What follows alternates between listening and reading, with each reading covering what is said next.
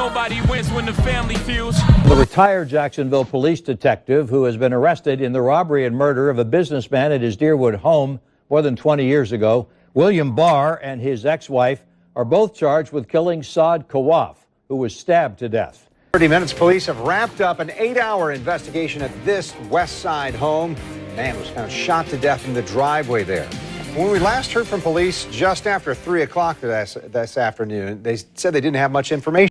In more local news, a Jacksonville father who lost 3 sons to gun violence is starting an organization to mentor young men. Daryl Codin created the Janitor For Life organization years after he was incarcerated. Over the weekend, a Jacksonville, Florida dad had went to the local news to speak out on him starting a foundation for dads who lost their kids due to gun violence. Now, the reason he started this foundation was because he lost 3 sons himself due to gun violence in the span of 9 years, all while the dad was incarcerated. Now, losing 1 kid is enough, but losing 3, I can't even fathom how this man felt. But it was something else that stood out to me in that brief interview that the Florida dad gave the local news, and that was the fact that all but 1 is unsolved, and I found that to be a little alarming. So I wanted to shine light on this story, give love, respects, and condolences to those who lost their life and the families that's affected, but I wanted to bring it to you guys' attention as well. And fam, you know when I do my homework, I'm really doing my research to a T at this point, and I'm combing through all public facts to bring it to you guys' attention. And to say the least, fam, it got to a point where I wonder if all the information would stop, which is not always the case for some of the stories that we cover. I found out the fashion of his kids who lost their life, the time frame between, and not to mention finding out one of his sons is locked up for M1. And on top of that, family, his dad has a power series in his own right. Daryl Sr. was arrested and connected to one of the worst police corruption cases that ever went public coming out of the state of Florida. So without wasting too much time on this intro, while keeping the timeline in order and trying my best to keep us all on track, remember, I don't give you no angle, I just give you the story. So with that being said, make sure you like, comment, and subscribe. We're gonna jump right to it. Born in the year 1970 in the month of December in Jacksonville, Florida, is a 53-year-old man identified as Daryl D. Codin Sr. And as mentioned in the intro, the Jacksonville, Florida dad had went to the local news to speak on his foundation and losing 3 sons to gun violence in a span of 9 years while incarcerated, which we'll later discuss. How has it been since losing not 1 but 3 sons?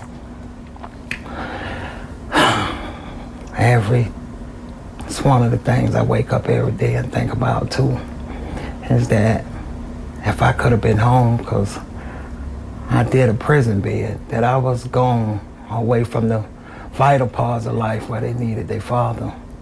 And that's why that'll always haunt me, because I know if I was here, then it could have been a difference, even in their way of thinking. Not only did he lose 3 sons to gun violence, but also his brother. You know, I feel bad when I have to look at my mama from time to time and see the burden she have to carry of losing a child, and it's still a cold case. And with my kids, they have a suspect for 1 in custody, for Raekwon Bakley. Now he has started an organization called Janitor For Life to mentor young men and to educate them about gun violence. Nobody never think that kids will die the way they are now. Not when it don't have to be. Not when it could be some better guidance there to show them and give them more options.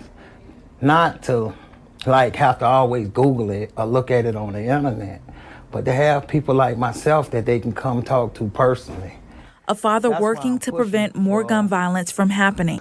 But this dad also made headlines after the passing of a local Jacksonville, Florida rapper just this past week, on the last week of June. A young man who was most known for his disrespectful diss tracks. He was identified as Julio Fulio. Now, when the Florida rapper had lost his life, Daryl Sr. went to his Facebook and speak on the rapper losing his life and even mentioning him dissing his sons in songs. He wrote, "Just my thoughts, just sitting back, thinking about my kids. And this young man who just lost his life, he always had something to say about my son after his death. Do this make me happy because he's gone? Not at all. I'm not a gang member. I'm a parent. And this was someone someone's child as well. Rest in peace, big baby. Now, under that comments was a number of parents to the kids that Julio Fulio dissed, which I'll later cover in another video, so you guys won't be confused for this one. Now, as you can see, Jacksonville is like most cities in urban areas. It's small if you live there, and it's a high chance that something you do can cause an effect to someone you know or even someone you love. Now, fam, before we really speak on Daryl Sr. kids losing their life and go into details, it's important we speak on him, a man who, as we mentioned in the intro, was part of one of the biggest public cop corruption cases thus far, coming out of Florida. And fam, I think most of us can agree. The men and women in blue, they stick by each other. So when this happened, it had to really be bad to be exposed. Now, Daryl Sr. did almost 20 years in prison since the early 2000s. After his mans he was allegedly moving work with back in the day had snitched on him and a couple of cops that they had on payroll in 1999.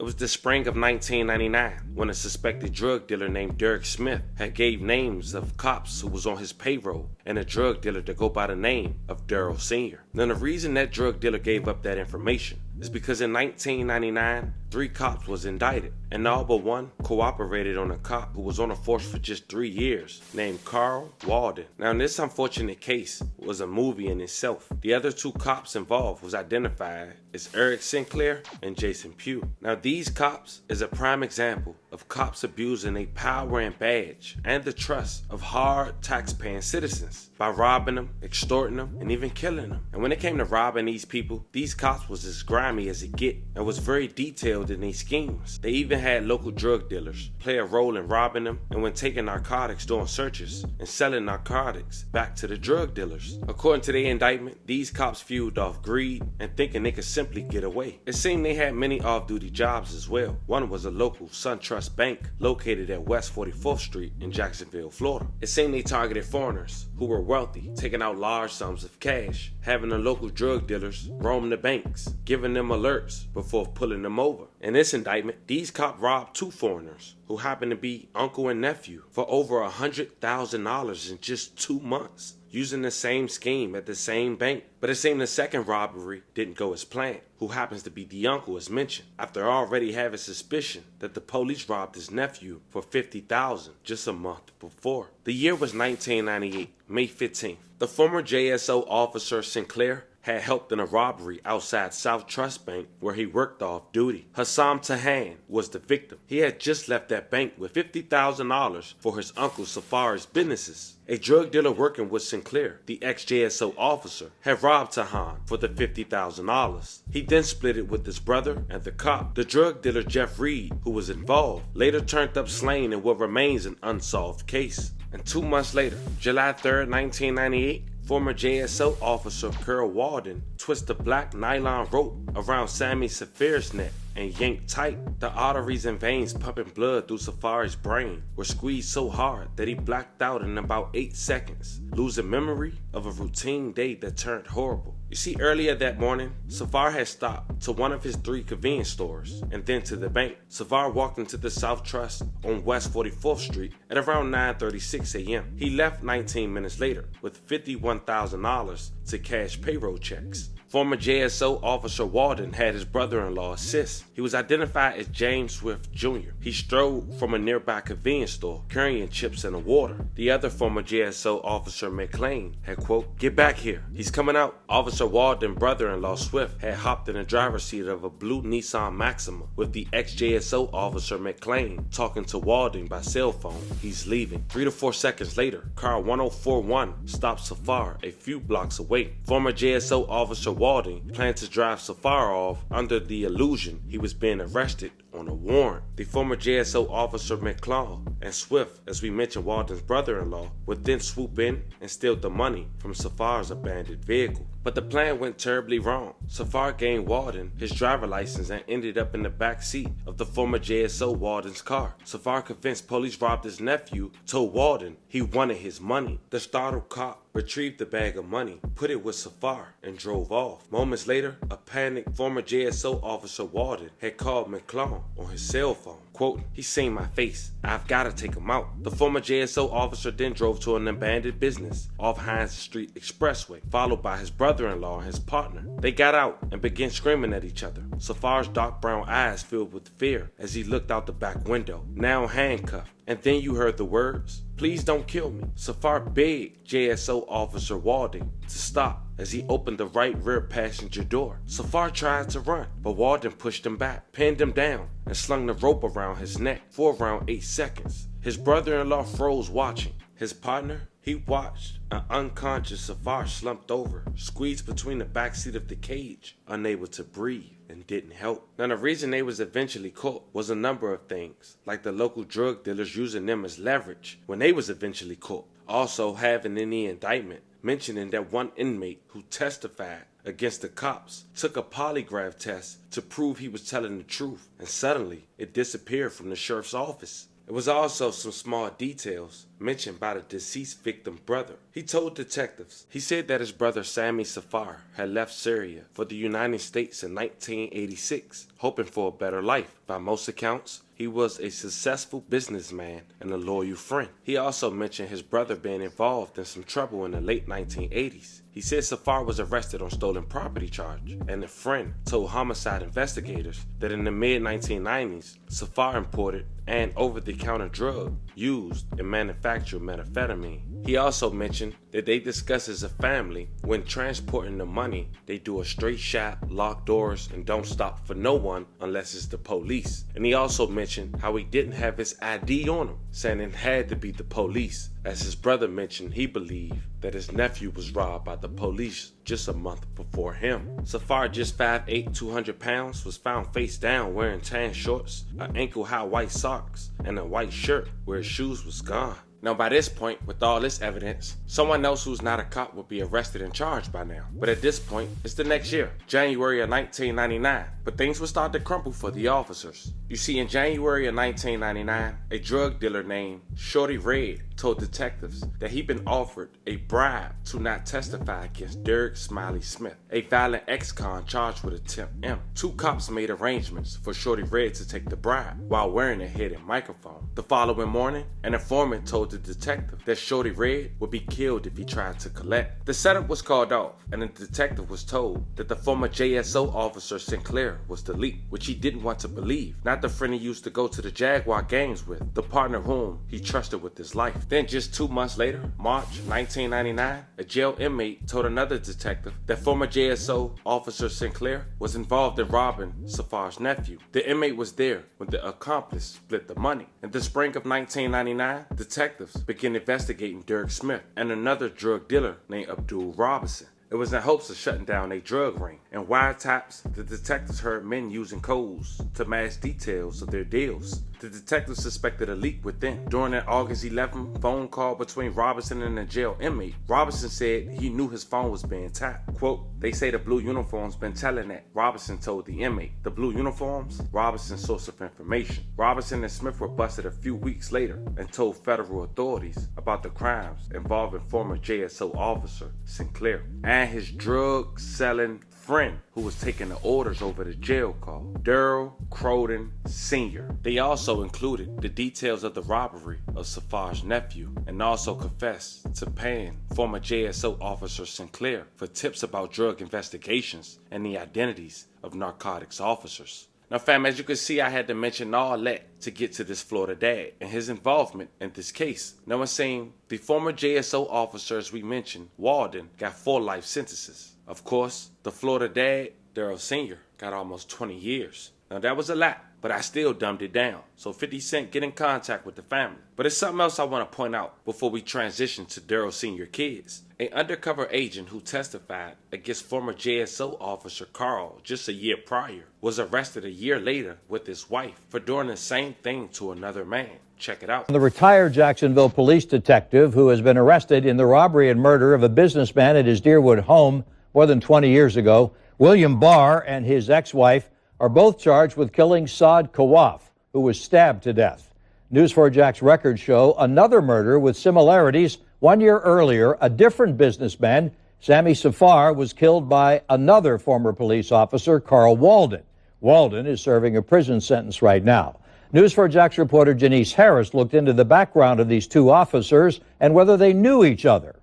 Yes, they knew each other. In fact, Bear testified against Carl Walden in a federal case that Walden's now serving prison time for. The 4th of July may be a celebration for many, but for Sammy Safar's family, it will mark 22 years since he was murdered by a then JSO officer, Carl Walden. Walden was found guilty of killing Sammy Safar, a North Side businessman. The murder happened in 1998. Before Walden's trial, all other defendants reached plea agreements with federal prosecutors, and most of them testified against Walden. Also testifying was police officer William Bear, who retired right before the trial. Bear was a government witness against Walden. Now Bear is facing a murder charge too. Here are the similarities. Both former JSO police officers are accused of killing store owners. Both store owners had thousands of dollars in cash. Walden murdered Sammy Safar in 1998, and Bear is accused of murdering and robbing Saeed Kawaf in 1999. It's in the conviction of the person who's in prison. Local attorney Randy Reep, not affiliated with the case, says if Bear is convicted, it could force JSO to reevaluate any case Bear ever participated in. But in this unique case, because it would be under what's called newly discovered evidence, it has the opportunity to open up arrest and convictions that he may have been a part of. Reep says though Bear is facing a murder charge, that doesn't mean he lied while testifying against Walden in federal court. We have co-defendant murder people all the time testifying against one another, so they're to weigh their credibility. Bear and Walden's actions have similar scenarios, but a judge or jury will have to decide if Bear is guilty too. Walden's attorney insisted that he was, quote, a victim of lies from a group of corrupt officers and witnesses. Reporting live from the Jacksonville Sheriff's Office, Janice Harris, Channel 4. Now, during this time, Daryl Sr. was incarcerated serving his time. His kids took on the challenge of growing up without the presence of their father in the state of Florida. And in 2014, Daryl Sr. had a little more than 5 years left to serve when he got a call about a 16-year-old son who was gunned down at a local bus stop. Neighbors say they heard around 15 gunshots. He was shot and killed on 13th Street near Canal Street at around 6:30 a.m. It was a Wednesday. He was identified as 16-year-old Daryl Codin. May he rest in peace. A level of condolences to his family. Codin's body was found lying under the road near a bus stop. Family members said Codin was a Ryan's High School student who was a member of Grand Park Athletic Association and played football there. And then just 3 years later, while grieving the pain of one son while incarcerated a little less than 3 years ago, Daryl's 17-year-old son was gunned down in the driveway of his home in a targeted shooting of August of 2017. It was August 1st, 2017. A body was found deceased in the driveway of the 1000 block of Shelby Creek Road. He was gunned down on the west side of Jacksonville, with the victim later identified as Raycon Backey. May he rest in peace. A level of condolences to his family. 30 minutes, police have wrapped up an 8-hour investigation at this west side home. Man was found shot to death in the driveway there. When we last heard from police just after 3 o'clock this afternoon, they said they didn't have much information. But we're learning more about the man who died from family at the scene. The shooting was reported at about 1:30 this afternoon on Shelby Creek Road, just south of Normandy Boulevard. Channel 4's Corley Peel is joining us near that home. Corley? Right now, police don't know who shot the man outside the home, but a close family friend told me they're hoping justice will be served. Frank Gorman says he couldn't believe it when he heard his friend's son was gunned down in the middle of the day. He's a good, hardworking person who was at work to find out that a tragedy had taken place at her home, and so she came home to, see what was going on, and this is what you come home to find. When police got to the home on Shelby Creek Road South, they found a man dead in the driveway, shot several times. It's ridiculous, man. These are American streets. This is not supposed to happen. We're civilized people. Gorman tells me this area doesn't see much crime. This is a neighborhood of hardworking people. And this is like the last place you would expect something like this to happen. I did some digging on JSO's crime mapping website and found since the beginning of May, just 9 crimes have been reported within a half mile of this home. Half were car break-ins. Gorman says his friend's son had his whole life ahead of him, and now he's hoping investigators can track down the shooter so the victim's family can have peace. That you would keep the family in your prayers, and if anybody knows anything, of course, that they'd come forward and say something so that justice can be done in this case.